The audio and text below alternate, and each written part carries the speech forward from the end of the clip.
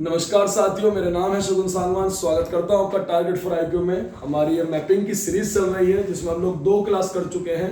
हम लोग normal world mapping के बारे में जान चुके हैं और दूसरी क्लास में हम लोगों ने एशिया की बाउंड्रीज के बारे में जाना था। जो आपकी बाउंड्रीज जो ईस्ट में है उसमें तो आप लोगों ने पैसिफिक ओशन देखा और बेरिंग स्ट्रेट देखा, और वेस्ट में बाउंड्रीज आप लोगों ने अफ्रीका के साथ पढ़ी और यूरोप के साथ पढ़ी।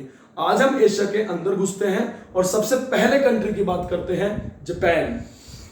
तो जापान जो आप कंट्रीज देख सकते हो, जापान कहां पर है आप लोग देख सकते हो। जापान की बात करूं, सबसे पहले आप लोग ध्यान रखो बच्चों, ये है सखालिन। ये सखालिन आइलैंड है और ये आइलैंड ये रूस का है, रशिया। सखालिन आइलैंड, सखालिन काफी इंपॉर्टेंट है। और यहां पर ये कुरिल आइलैंड्स हैं।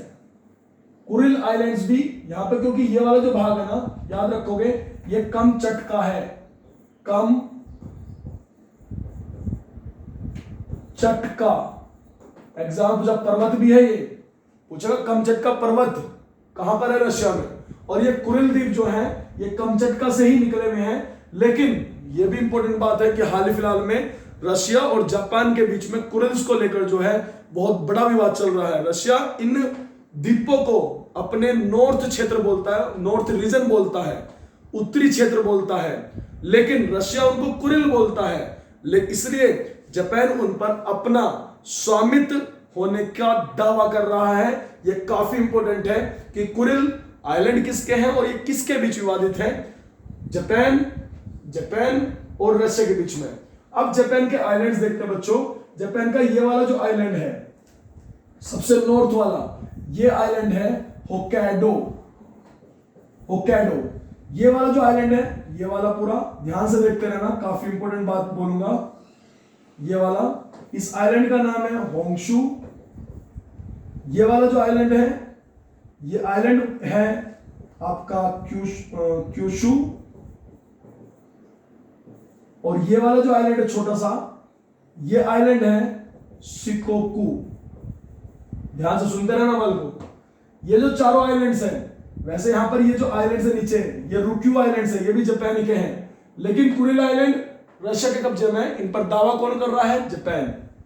यहां पर जो होक्काइडो आइलैंड, अकॉर्डिंग टू अगर मैं इन्हें एरिया लगाऊं तो सबसे बड़ा आइलैंड है होंशु, दूसरा होक्काइडो, तीसरा क्यूशु और चौथा शिकोकू, अकॉर्डिंग टू एरिया।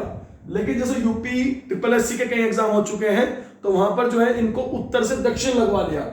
सबसे पहले होक्काइडो, होंशु, क्यूशु, शिकोकू और क्यूशु। आप इतना याद रखेंगे। नॉर्मल 4 आइलैंड्स है, अकॉर्डिंग टू एरिया भी ध्यान रखेंगे, according to north to south भी याद रखेंगे। काफी इंपॉर्टेंट है, ध्यान सुनना। अब आगे की बात करते हैं, आगे क्या इंपॉर्टेंट है, आगे की बात करने वाले हम लोग। आगे अगर हम लोग देखते हैं तो यहां पर जो ये होक्काइडो आइलैंड है, अभी आपने देखा ये आइलैंड होक्काइडो है, ये सखालिन आइलैंड है। ये किसका है बच्चों, याद हो गया होगा, रशिया का। अभी मैं आपको दिखा दूंगा, अभी आपको इसको मतलब जूम आउट करके आपको दिखा दूंगा कि ये किस प्रकार से कहां पर है जापान। तो अभी तो हम लोग ये देख रहे हैं कि सखालिन रशिया का है, और यहां पर हम लोग देख सकते हैं ये जो होक्काइडो आइलैंड है, होक्काइडो आइलैंड जो है, यहां पर होक्काइडो और रशिया का जो सखालिन है, इसके बीच में पानी है। ये जापान सागर है, इधर ये पूरा ओखोत्स्क सी है। वैसे ये पैसिफिक ओशन है, इतना तो 2-3 दिन से आप लोग मेरे साथ पढ़ रहे हैं, इतना तो समझ चुके होंगे, ये प्रशांत महासागर है। लेकिन ओखोत्स्क सी ये रशिया का है, लेकिन ये पैसिफिक का ही भाग है। लेकिन जापान सी और ओखोत्स्क सी को जो जोड़ता है, यहां पर ही है एक जल संधि जिसका नाम है सोया स्ट्रेट, या इसे कहीं कहीं लिखा आपको लापेराज भी मिल जाएगा, लापेराज स्ट्रेट। काफी इंपॉर्टेंट है, आशा करता हूं समझ में आ रहा होगा। अब दूसरा जो आइलैंड है ये है होंशु। पहली बात तो इतना ध्यान रख लेना, इसकी जो राजधानी है टोक्यो जापान की, वो होंशु आइलैंड पर है। ये काफी इंपॉर्टेंट बात है बच्चों। और एक चीज और है, यहां पर आपको 2-3 प्रसिद्ध शहर याद रखने हैं। पहले एक बात बता देते हैं, यहां पर एक इनकी ऊंची मतलब ज्वालामुखी पर्वत भी है होंशु पर, जिसका नाम है फ्यूजियामा। फ्यूजियामा एक वोल्केनो है, ज्वालामुखी है जापान की। पूछेगा तुमसे किस आइलैंड पे है, तो बताओगे तुम किस पर, होंशु पर। अब कुछ इसके इंपॉर्टेंट शहर भी होंशु पर, वो कौन कौन से, एक तो योकोहामा याद रखोगे, एक ओसाका याद रखोगे, एक नगोया याद रखोगे, एक हिरोशिमा। सारे के सारे शहर होंशु पर है। ओसाका क्यों प्रसिद्ध है? बिकॉज ये मैनचेस्टर ऑफ जापान है, जापान का मैनचेस्टर। मैनचेस्टर क्यों? क्योंकि मैनचेस्टर यूके में जगह है और मैनचेस्टर में सबसे ज्यादा होता है सूती वस्त्र, टेक्सटाइल इंडस्ट्रीज हैं। तो जहां भी जिस देश में सूती वस्त्र के लिए जो क्षेत्र प्रसिद्ध होगा उसे बोलते हैं क्या बच्चों? जापान का, उसे बोलते हैं क्या? मैनचेस्टर। तो जापान का मैनचेस्टर कौन है? ओसाका। जापान का डेट्रॉइट कौन है? नगोया। जापान का डेट्रॉइट। अब व्हाट इज डेट्रॉइट? ये समझ में नहीं आ रहा। डेट्रॉइट जगह है यूएसए में, वो ऑटोमोबाइल्स के लिए प्रसिद्ध है। तो जहां भी ऑटोमोबाइल्स का काम होता होगा किसी देश में, वो वहां का डेट्रॉइट है। तो जापान का जो नगोया है ऑटोमोबाइल्स के लिए प्रसिद्ध है, तो याद रखोगे ओसाका टेक्सटाइल इंडस्ट्रीज के लिए, नगोया डेट्रॉइट के लिए प्रसिद्ध है। डेट्स व्हाई ये जापान का डेट्रॉइट ऑटोमोबाइल्स के लिए प्रसिद्ध है। डेट्स व्हाई इसे हम जापान का डेट्रॉइट कहते हैं। हिरोशिमा इंपॉर्टेंट है, आपको पता होगा 6 अगस्त 1945 को during the second world war यहां पर परमाणु हमला हुआ था अमेरिका के द्वारा। अगर नागासाकी पूछे तो नागासाकी वो आपका शिकोकू क्यूशु आइलैंड पर आएगा, जहां पर 9 अगस्त को परमाणु हमला हुआ था। काफी इंपॉर्टेंट, आशा करता हूं समझ में आ रहा होगा। एक चीज और आप लोग याद रखना जो इसमें नहीं दे रखी है, वो आपको यहीं पर होंशु पर एक शहर मिलेगा जिसका नाम है क्योटो। बच्चों क्योटो क्यों इंपॉर्टेंट है? आप लोग याद रखोगे एक क्योटो में एक सम्मेलन हुआ 1997 में, क्योटो सम्मेलन कहा जाता है बच्चों से। कहीं कहीं उसमें वहां पे आपको क्योटो प्रोटोकॉल भी लिखा मिलेगा। क्योटो प्रोटोकॉल पूछेगा क्योटो प्रोटोकॉल कब हुआ? सही जी, तो याद रखोगे 1997। और ये बात करता है ग्रीन हाउस गैसों की।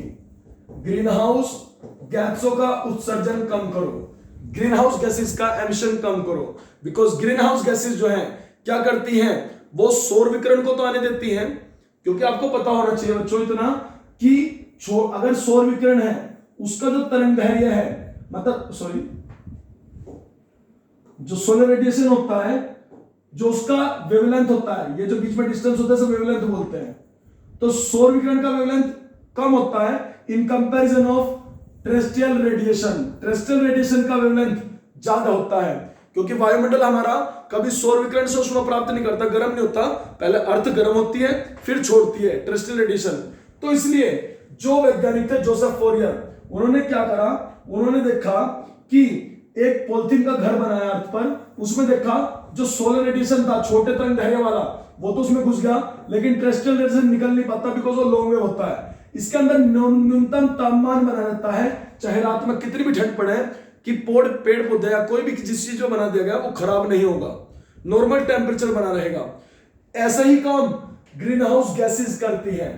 ग्रीन हाउस गैसेस करती हैं, जैसा आपकी कौन कौन सी भाई मोस्ट इंपोर्टेंट है? CO2 है जी, आपकी मीथेन, आपकी ओजोन, आपकी वाटर वेपर, ये ग्रीन हाउस गैसेस है। लेकिन अगर हम अपने क्रियाकलाप के दौरान ज्यादा बढ़ाएंगे तो क्या होगा? सोलर विकिरण को तो आने देंगी, टेरेस्ट्रियल रेडिएशन ज्यादा से ज्यादा रोक लेंगी, पार्थिव विकिरण को रोकेंगी, तो हमारा वर्ल्ड का टेम्परेचर बढ़ जाएगा। उसी को बोलते हैं ग्लोबल वार्मिंग। तो ग्रीन हाउस गैसों के बढ़ने से होती है क्या? Global warming. और उसी को रोकने के लिए वर्ल्ड लेवल पर जगह है क्योटो। क्योटो में सम्मेलन हुआ था 1997 में, कि आपसे पूछ रहे क्योटो सम्मेलन 1997 किससे रिलेटेड है? तो ग्रीन हाउस गैसों के उत्सर्जन में कमी लाने से रिलेटेड है, बिकॉज ग्लोबल वार्मिंग को रोकना हमारा परम उद्देश्य है। काफी इंपॉर्टेंट। तो जापान को आप लोग देख सकते हैं कि जापान में यहां पर यह होक्काइडो हो गया, यहां पर यह होंशु हो गया। होक्काइडो और होंशु के बीच में एक जल संधि हो रही है। यहां पर तो आपने देख ली कौन सी सोया, यहां पर जल संधि याद रखोगे सुगारू। सुगारू जल संधि पूछता है तुमसे किसके बीच में है? या तो बोल दो सीधा जापान में है या होक्काइडो और होंशु के बीच में है। अगली बात है मोस्ट इंपोर्टेंट, यहाँ पे आपने पूरा आइलैंड देखा ये, यहाँ पर एक मैदान और याद रखोगे जिसका नाम है क्वांटो। क्वांटो बड़ा इंडस्ट्रियल एरिया है जापान का, कहां पर है? होंशु पर। और एक झील थोड़ी सी अगर याद रखना चाहो तो याद रख लेना सुआ लेक। सुआ लेक कहां पर है? जापान।